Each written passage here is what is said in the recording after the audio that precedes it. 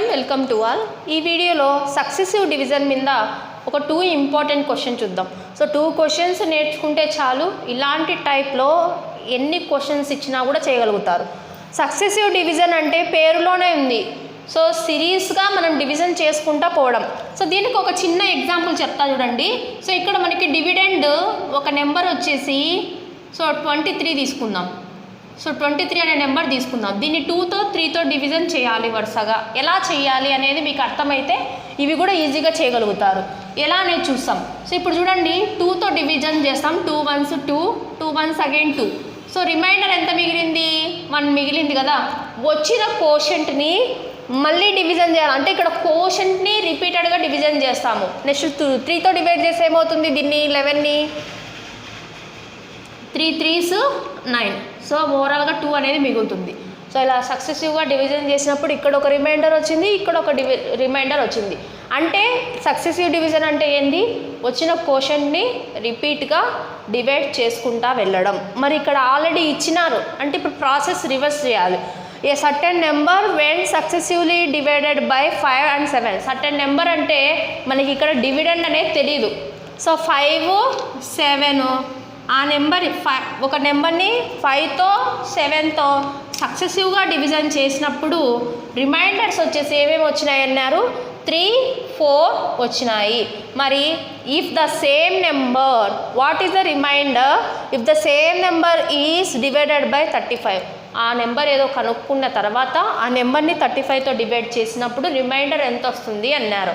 So question అర్థం చేసుకోకపోతే ఏమీ చేయలేము. ఫస్ట్ ఇచ్చిన క్వశ్చన్ని చదవాలా, చదివి మీనింగ్ చెప్పడం కూడా రావాలి. సో ఇక్కడ చూడండి, ఫస్ట్ మనము లీస్ట్ కోషెంట్ వచ్చేసి 0 అనుకుందాం. సో ఇక్కడ చూడండి, మనము 7 × 0 + 4. సో అంటే ఇక్కడ చూడండి, ఇవి ఏంటి? డివైజర్స్. ఇవి డివైజర్స్. సో ఓకేనా. సో ఇక్కడ ఇవి రిమైండర్. మరి లీస్ట్ కోషెంట్ని 0 అనుకుంటాం. 7 × 0 + 4 ఏమొస్తుంది? మన ఫార్ములా ఒకటి తెలుసు, dividend = divisor × quotient plus remainder అని. ఆ రకంగా చేస్తున్నాం. 7 × 0 + 4 4. 5 4s ఎంత? 20. 20 + 3 23. సో మనకి ఇక్కడ ఓవరాల్గా డివిడెండ్ ఏది?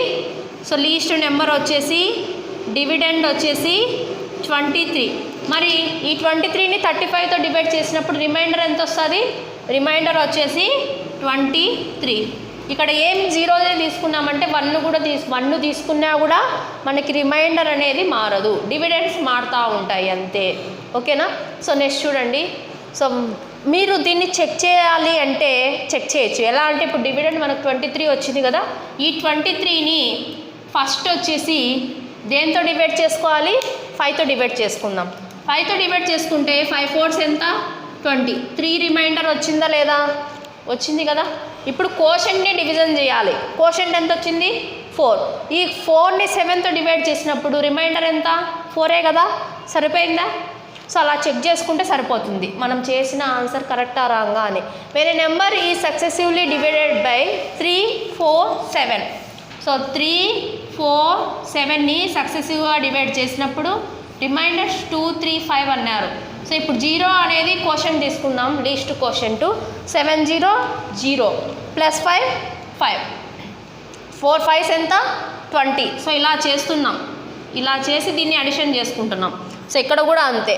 ఇలా చేసిన తర్వాత మల్టిప్లికేషన్ చేసిన తర్వాత దీన్ని అడిషన్ చేసుకొని మధ్యలో వేసుకుంటే డివిడెండ్ వస్తుంది.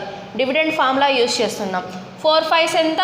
20. 20 + 3 23. సో నెక్స్ట్ చూడండి, 3 3s ఎంత? 9. 9 అంటే 69 + 2 71. సో మనకి ఇక్కడ ఆ నెంబర్ వచ్చేసి 71. సో ఇప్పుడు ఆ 71 వచ్చేసి 84తో డివైడ్ చేసినప్పుడు రిమైండర్ ఎంత అన్నారు. So what will be the remainder when 84 divides the same number? So therefore మనకి రిమైండర్ ఏమవుతుంది? సో 71ని 84తో డివైడ్ చేసినప్పుడు సో ఎన్ని టైమ్స్ పోతుంది? 0 టైమ్సే కదా పోయేది. సో అప్పుడు రిమైండర్ ఎంత? 71 అనేది మన ఆన్సర్ అవుతుంది. రిమైండర్ వచ్చేసి 71.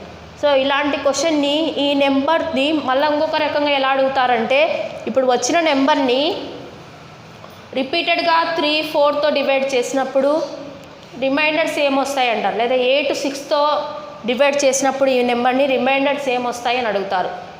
కాన్సెప్ట్ అర్థమైతే క్వశ్చన్స్ ఎలా అడిగినా కూడా చేయొచ్చు. Thank you for watching. Please subscribe YouTube channel. Please like, share and comment our videos.